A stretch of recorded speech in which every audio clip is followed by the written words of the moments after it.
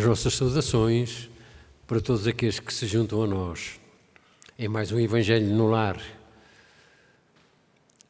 Nós vamos iniciar esta nossa atividade desta noite, como habitualmente, para harmonizar o nosso ambiente, com um cântico.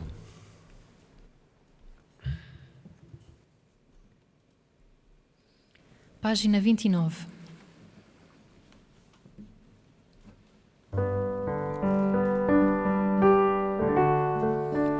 Virgem do Rosário, Senhora Mãe da Cova da Iria, aurora que desponta a cada dia na vida de todos os sofredores,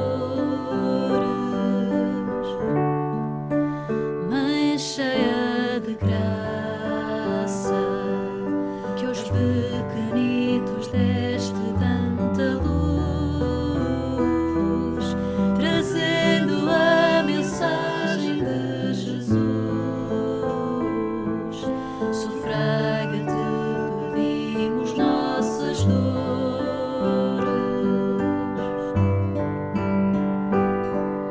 Escuta nosso brado em oração,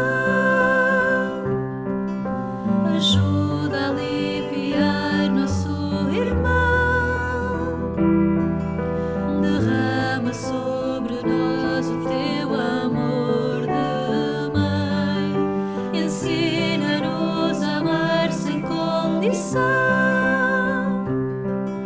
e ao próximo estender a nossa mão,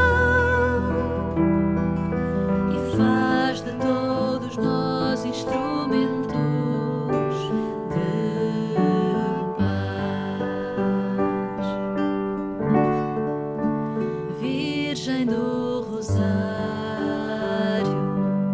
Senhora Mãe da Cova da Iria, o mundo te recorda, ó Maria, como nossa melhor intercessora,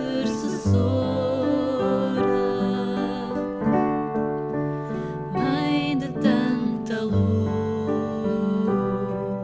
Senhora que do alto da azinheira lançaste teu aviso à terra inteira, vem em nosso socorro sem demora,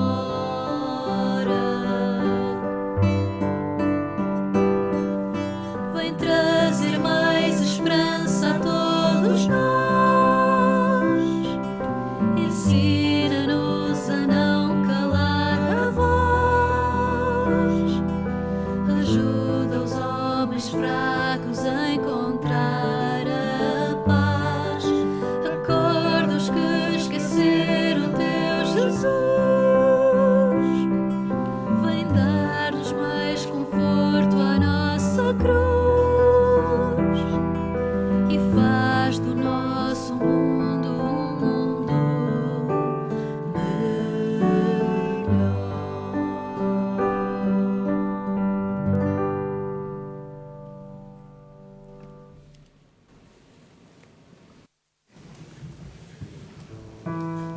Jesus, amigo incondicional de todas as horas, aqui estamos, Senhor. Aqui estamos para mais um Evangelho no nosso lar. Aqui estamos, Senhor, te pedindo que nesta hora, neste momento em que vamos relembrar os ensinamentos que nos deixaste, possamos nós conseguir assimilar, aproveitar um pouco mais desses mesmos ensinamentos para que no nosso dia a dia consigamos pôr os mesmos em prática, consigamos tornar-nos seres melhores, seres merecedores do amor que sobre nós derramais. Pedimos, Senhor, a proteção da espiritualidade amiga, a companhia da mesma neste estudo, neste Evangelho. Pedimos também, se possível for, que os nossos familiares que já partiram, que se encontram no plano espiritual, possam também acompanhar-nos durante este Evangelho. Gratidão, Senhor, por tudo. Graças a Deus.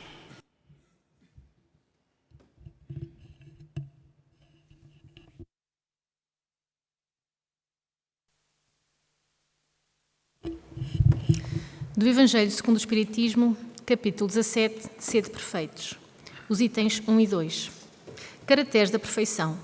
Amai os vossos inimigos, fazei o bem aos que vos odeiam e orai pelos que vos perseguem e caluniam. Porque se somente amardes os que vos amam, que recompensa tereis disso? Os publicanos não fazem assim também? Se não saudardes senão os vossos irmãos, que fazeis com isso mais do que outros? Os pagãos não fazem o mesmo? Sede, pois, vós outros perfeitos, como perfeito é o vosso Pai Celestial. São Mateus, capítulo 5, versículo 44 e 46 a 48. Pois que Deus possui a perfeição infinita em todas as coisas. Esta máxima, sede perfeitos, como perfeito é o vosso Pai Celestial, tomada ao pé da letra, pressuporia a possibilidade de atingir-se a perfeição absoluta. Se fosse dada à criatura ser tão perfeita quanto o Criador, tornar-se-ia ela igual a ele, o que é inadmissível. Mas os homens a quem Jesus se dirigia não compreenderiam essa nuance. Ele limitou-se a apresentar-lhes um modelo e a dizer-lhes que se esforçassem para o alcançar. É preciso entender-se nestas palavras a perfeição relativa, aquela que a humanidade pode atingir e que a aproxima mais da divindade. Em que consiste esta perfeição? Jesus o disse: amar os seus inimigos, fazer o bem àqueles que nos odeiam, orar por aqueles que nos perseguem. Ele mostra desse modo que a essência da perfeição é a caridade na sua mais ampla acepção, porque implica a prática de todas as outras virtudes. Com efeito, se observarmos os resultados de todos os vícios e mesmo dos simples defeitos, reconheceremos que nenhum haverá que não altere, mais ou menos, o sentimento da caridade, porque todos têm o seu princípio no egoísmo e no orgulho, que lhes são a negação. E isso porque tudo o que sobreexcita o sentimento da personalidade destrói, ou pelo menos enfraquece, os princípios da verdadeira caridade, que são a benevolência, a indulgência, a abnegação e o devotamento. O amor ao próximo, levado até ao amor aos inimigos, não podendo aliar-se a nenhum defeito contrário à caridade, é sempre, por isso mesmo, o indício de uma maior ou menor superioridade moral, do que resulta que o grau de perfeição está na razão direta da extensão deste amor.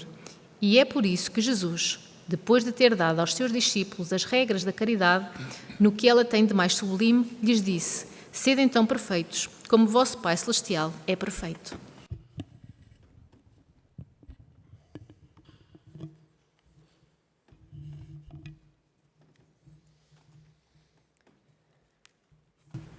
Do livro Vem Comigo, do Espírito Maria Teresa Magalhães, Silêncio. Todo o curso da tua vida é um constante desafio ao labor da modificação interior no rumo da perfeição. Sede perfeitos como meu Pai e vosso Pai é perfeito. Caminho sublime a percorrer com trabalho, luta constante, vigilância apertada sobre nós mesmos, nossos pensamentos, nossos sentimentos. Toda a melodia que Jesus cantou é um convite permanente ao silêncio nas nossas almas. Silêncio no bater, no buscar, no procurar a luz dentro de nós, colocando-a, o divino amigo, no horizonte próximo, mais próximo de nós. Ouve o vento que sopra lá fora suave, levando os miasmas que destilamos no espaço em pensamentos desencontrados e truanescos. Ouve o cantar do roxinol, chamando a sua fêmea ao conúbio da realização de instinto. Escuta o silvo da baleia, emitindo seu cantar a distâncias surpreendentes. Ouve o convite que Jesus nos faz a cada dia. Ama a Deus, nosso Pai, acima de todas as coisas e ao próximo como a ti mesmo. Faz hoje silêncio em tua alma e glorifica a Deus que te deu a oportunidade de viver com este momento sublime.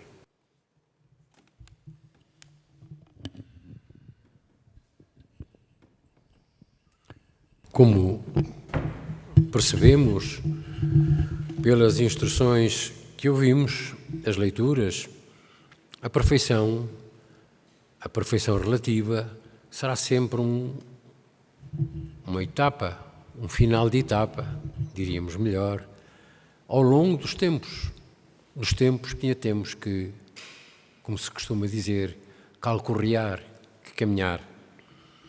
A perfeição relativa irá permitir ao homem, segundo aquilo que são os ensinamentos dos imortais, ao espírito do homem, compreender Deus, porque vai estar bem perto daquilo que é o entendimento da inteligência suprema, aquela que tudo criou, aquela que nos governa, aquela onde existe a sabedoria máxima, a justiça máxima, a bondade máxima, a omnipotência máxima. Todos nós, diz o texto, vamos lá chegar. Assim nos promete também Jesus. Jesus, nosso governador deste mundo, desta escola onde nos encontramos agora, onde aprendemos tudo aquilo que são os fundamentos mais importantes para nos darem essa força, esse ânimo, essa possibilidade sempre objetiva e sempre real, que todos, é curioso podermos dizer, todos nós vamos conseguir chegar às instâncias mais sublimes da casa do Pai, à tal perfeição relativa.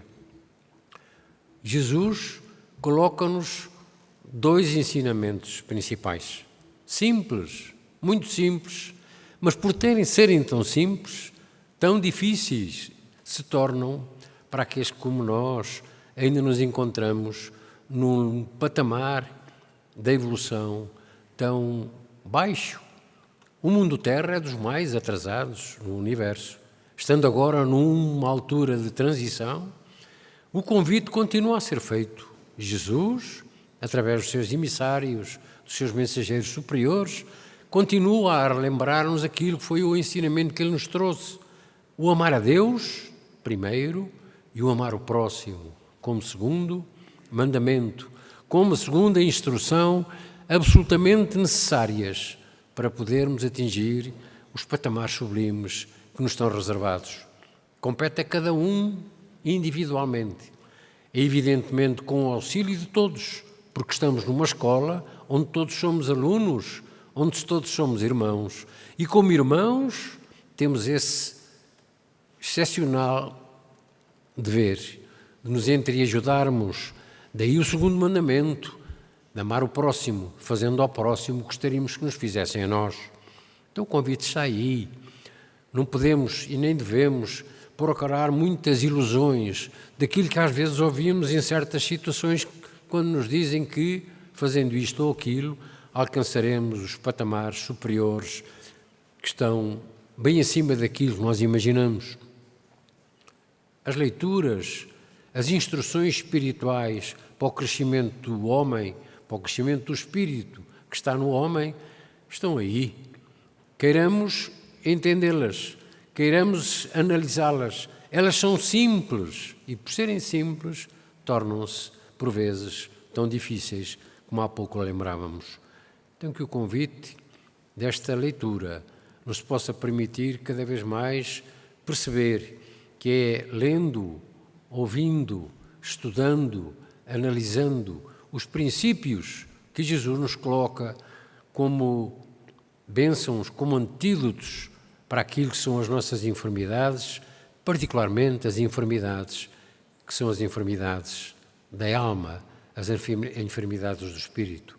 Que saibamos refletir, que saibamos pensar, porque as dificuldades que sentimos são as dificuldades que são inerentes àquilo que são os nossos desconhecimentos, porque projetamos por vezes ilusões nas nossas vidas, desconhecendo que o mais simples, o mais importante, é seguirmos estes dois mandamentos.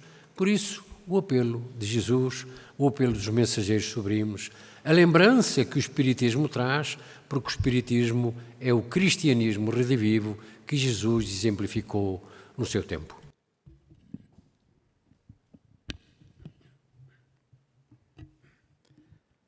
Esta leitura que ouvimos faz-nos pensar e realmente é poderosíssima. Até achamos que não é possível chegar lá, sem a perfeição, porque a maioria não se apercebe do que é a perfeição total ou a perfeição espiritual, que é a evolução no seu cume, no seu máximo. Jesus deu-nos Deus como exemplo maior, porque Deus é essa perfeição absoluta, não é? Ele podia ter dito, porque Jesus também é já um espírito perfeito, e podia dizer, como eu, mas a sua humildade como espírito perfeito não se ia reverenciar assim, mas sim o Pai, o Criador, que realmente é o ser máximo da criação, porque é o Criador.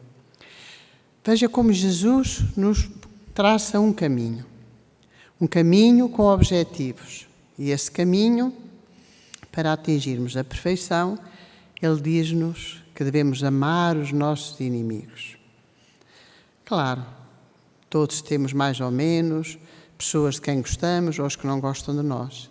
E achamos quase impossível conseguir amar essas pessoas.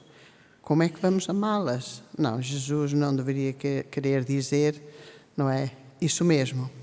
Mas é verdade que aquilo que Jesus quis dizer foi o amar os inimigos. Porque a evolução não é um caminho fácil, é um caminho de trabalho contínuo.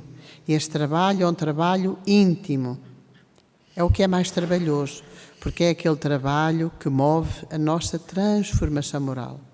É transformando-nos, corrigindo as nossas imperfeições, vencendo esses inimigos íntimos que são os piores. Às vezes olhamos para os inimigos do lado e não olhamos para os inimigos íntimos que vamos acalentando, que são aqueles que nos prejudicam, que não nos deixam evoluir. E quais são eles? As nossas imperfeições morais, espirituais, e que teremos que ir vencendo. Se na verdade conseguirmos compreender em primeiro lugar, precisamos compreender como poderemos amar os nossos inimigos, porque na verdade não podemos amar um inimigo da mesma forma que amamos os amigos. Não pode ser da mesma forma. O amor é um só, mas o grau de sentir esse amor, claro que a forma de o vivermos é diferente. Se por um inimigo eu conseguir, qualquer um de nós consiga, não desejar-lhe o mal, não se alegrar com o seu sofrimento, com os seus problemas, as suas dores, as suas dificuldades, se conseguirmos orar e pedir a Deus por esse irmão, por essa irmã, porque todos somos irmãos, somos a grande família humana. E enquanto não nos virmos como irmãos, é muito difícil conseguirmos também dar esse passo em frente para a compreensão, para o amor. Perdoar, o perdão que é tão difícil. Claro que começamos por amar, sem às vezes chegarmos ao perdão. Se eu conseguir orar por pedir a Deus por uma dessas pessoas que até me fez muito mal, e se eu conseguir orar por ela com sentimento, sinceramente, não sejamos hipócritas naquilo que não conseguimos fazer, porque só nos estamos a enganar a nós. A Deus não enganamos, seja com pensamentos, sejam com palavras, ou até essas palavras silenciosas que dirigimos ao plano superior, a Deus, o Altíssimo, a Jesus, à espiritualidade maior. Terá que ser um sentimento verdadeiro, pequenino que seja. Começa por ser assim, pedir ajuda para aquela pessoa, pelo menos que ela mude a forma de ser. Se é uma pessoa que tem uma maneira de ser, que nos vamos dando conta, contrária às leis de amor, que magoa, que ofende, que anda no mau caminho, então vamos pedir de forma sincera, porque as nossas preces sinceras são sempre ouvidas. E com certeza que essa é a primeira forma de começarmos a amar. os nossos inimigos. Se encontramos alguém com quem não nos damos, com quem cortamos relações, e a encontramos em momentos difíceis, que precisa de ajuda naquele momento, dar a mão a esse irmão, a essa pessoa, a essas pessoas, é amá-las. E vamos sentir-nos bem. Se conseguirmos dar esse passo, o que não nos deixa é o orgulho que acalentamos. O orgulho que nós vamos ainda vivendo não nos deixa amar os nossos inimigos, porque achamos que estamos cheios de razão e, portanto, devemos manter o afastamento, esses sentimentos que nos prejudicam mais a nós do que a eles. Quando Jesus nos coloca este objetivo, é uma grande e das maiores formas de praticar a caridade. Porque todo aquele que consiga amar um inimigo está a praticar a caridade. Porque, como dissemos, pode orar, pode ajudá-lo, pode não pensar mal dele, não lhe desejar o mal, e isso é muito, porque a maioria faz julgamentos. Todos nós temos momentos em que julgamos, até sem o querer, e já estamos a fazer um julgamento. Se julgamos aqueles, tantas vezes, que não nos dizem grande coisa, mas também nunca nos fizeram mal, como é que não vamos julgar aqueles que nos prejudicam? Certamente os julgamos muito. Não sabemos o que é que está por detrás das atitudes, das ações, dos comportamentos, daqueles que agem erradamente perante as leis divinas. Então sejamos compreensivos, tolerantes, indulgentes, abnegados, olhar esses irmãos como doentes. Em primeiro lugar, como eu já disse, vê-los como irmãos. Se é um irmão de sangue, nós devemos compreender, tolerar, e a maioria zangam-se, brigam, cortam relações, agridem-se, e são irmãos de sangue. Então mais fácil é ter essas atitudes, esse comportamento com aqueles que não nos são nada, porque esquecemos que somos irmãos em espírito. Então não podemos dizer que não nos são nada. Só não são do nosso sangue, mas somos irmãos.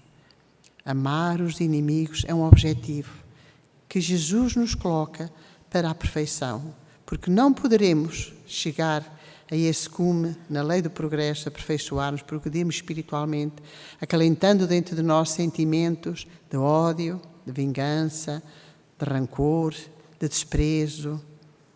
Não podemos. Então há muito a corrigir. Todos nós precisamos de ouvir muito estas palavras e meditar nelas, porque a humanidade certamente se melhorará quando for tolerante para com todos aqueles que erram, compreensiva. Todos nós, seja qual for o erro, é o maior criminoso. E ser compreensivo não é ser conivente com o erro, é compreender aquela pessoa que falhou, para que quando nós falharmos, ou muito que já falhamos, possamos ter a compreensão dos que nos rodeiam, possamos ter a compreensão de Deus, que é a própria lei em nós. Então, cada vez mais se faz urgente compreender as palavras de Jesus, aprofundá-las, palavra a palavra, frase a frase, e vivenciá-la no lar em primeiro lugar, porque se conseguirmos, dentro do nosso lar, exercitar, viver esses sentimentos de compreensão, porque no lar há tantas brigas, tantas dissensões, tantas mágoas, tantas ofensas que se guardam num futuro espiritual e que traz a seu tempo tanta dor e sofrimento. Então não vamos guardar esses sentimentos, vamos compreender essa lei superior que nos diz que há uma causa e um efeito, que os efeitos que nos chegam à porta em dores, em sofrimento, diversos, em problemas da vida, tão diversos, na maneira de ser, nos relacionamentos, na família, fora, onde quer que estejamos. Até intimamente, cada um de nós pode ter esse conflito que tem a ver com esse nosso passado inditoso em que falhamos, que não nos lembramos, mas não é importante lembrar. É importante compreender que o acaso não existe, que as leis são perfeitas e que, em dado momento, a todos nos surge a reposição daquilo que foi o erro, que foi a falha. Os inimigos, vencendo essa inimizade, pode trazer-nos, sem dúvida nenhuma, momentos de paz, de alegria, de felicidade. Não para eles, tão somente, mas muito para nós mesmos, porque somos nós que vamos alimentando esses sentimentos e que num futuro nos leva à vivência do ódio e à prática da vingança, e que a seu tempo trará dores muito grandes para cada um. Então vamos ouvir Jesus. Conversem em família agora sobre este assunto. Se houver alguma mágoa, algum sentimento, aproveitem para dialogar, para resolver as questões. Através da conversa, tudo pode ser resolvido. E comecemos cada vez mais a orar uns pelos outros, principalmente por aqueles que nos caluniaram, por aqueles que nos ofenderam ou ofendem, que nos maltratam, que nos desprezam, que nos faltam ao respeito. Que Jesus nos ilumine cada vez mais e nos ajude a compreender a sua mensagem de verdade, de paz e de amor.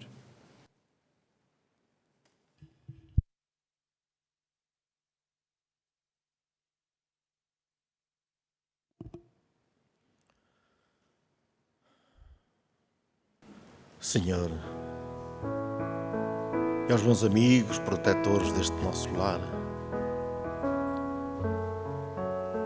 vos agradecemos a oportunidade que nos destes de podermos aqui estar, ouvir a excelsa palavra de Jesus.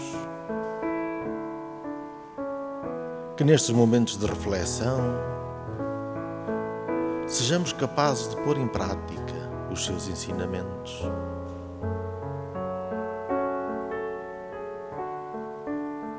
E que após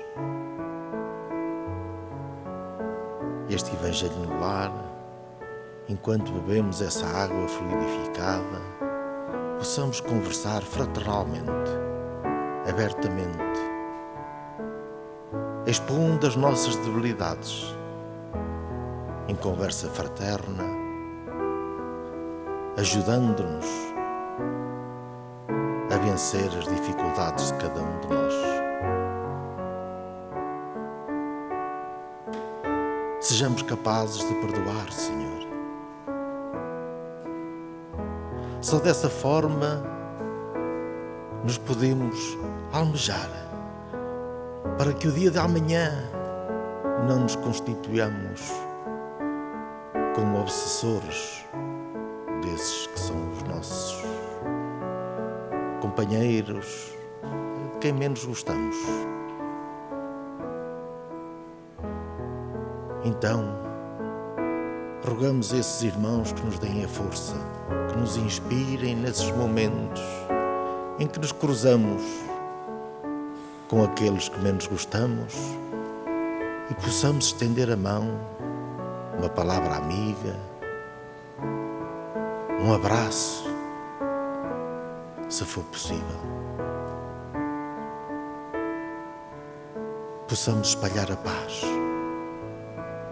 em todos os corações, por todos enquanto nos cruzamos. Que assim seja.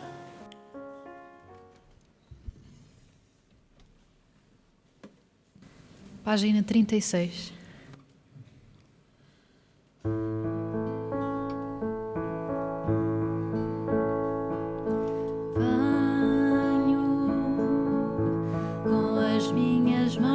Venho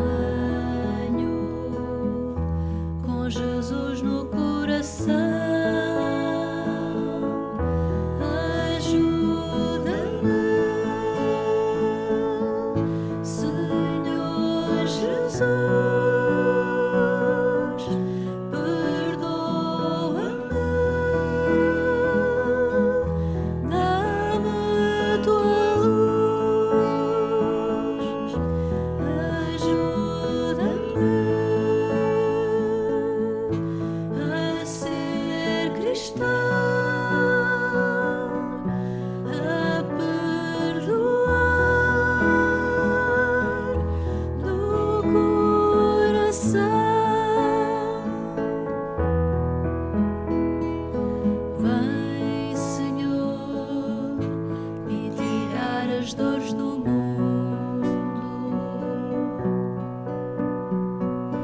Vem, Senhor, alertar a humanidade.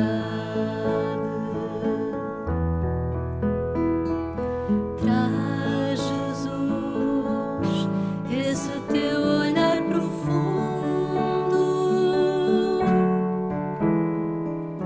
Vem, Jesus, acordar-nos para a verdade. Perdoa-me tanta ilusão. Acode ao mundo em provação. Ajuda-me a ser cristão, a perdoar do coração.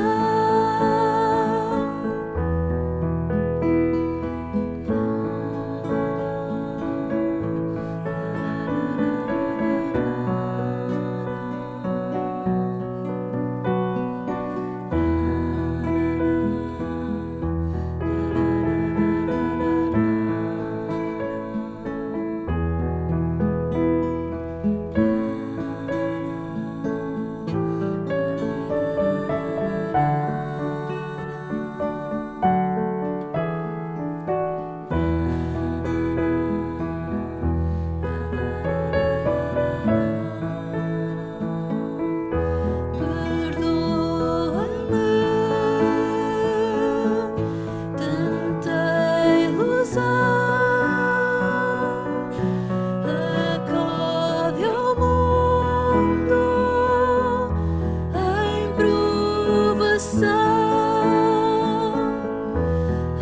Ajuda-me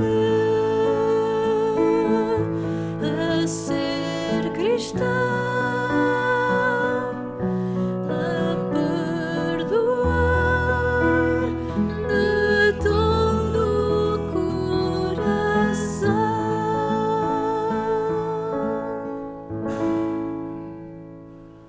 Antes de nos despedirmos, queremos sugerir, como habitualmente o fazemos, que comentem aquilo que são os temas de cada reunião, os comentários daquilo que ouvimos e daquilo que podemos, em nossa opinião, transmitir àqueles que estão connosco, é sempre oportuno, é sempre importante.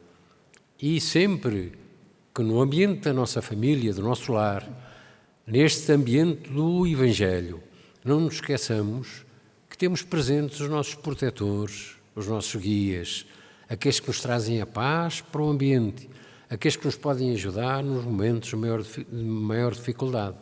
Então, que sejamos merecedores dessa vinda desses nossos mensageiros, desses nossos familiares que têm já condições de estar mais perto de nós. Queremos ainda referir que é a altura, na parte final, daquilo que sejam os temas que ainda vão conversar, de beberem água. Aqueles que habitualmente assistem ao nosso Evangelho terão preparado a água, embora nós não tivéssemos lembrado no início deste nosso Evangelho. Mas que a água sirva como alimento do espírito, como alimento do corpo, porque é de facto um alimento do corpo, magnetizada, fluidificada, preparada pelos benfeitores espirituais.